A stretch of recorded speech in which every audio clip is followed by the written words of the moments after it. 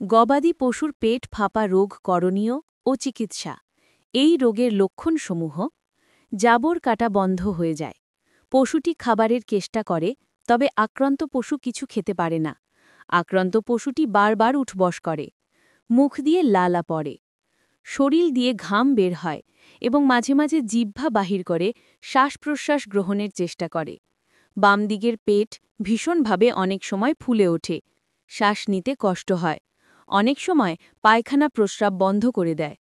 অতি তীব্র পেট ফাঁপা হলে আক্রান্ত পশুর শ্বাস বন্ধ হয়ে মারাও যায়। এই রোগীর প্রতিকার: গবাদি পশুর ওজন বুঝে আদার রস 100 গ্রাম 150 গ্রাম, প্রয়োজনে আরও কম ও বেশি খাওয়াতে হবে। সাথে খাবার সোডা ওজন বুঝে 2 চামচ 5 চামচ, প্রয়োজনে কম ও বেশি খাওয়াতে হবে।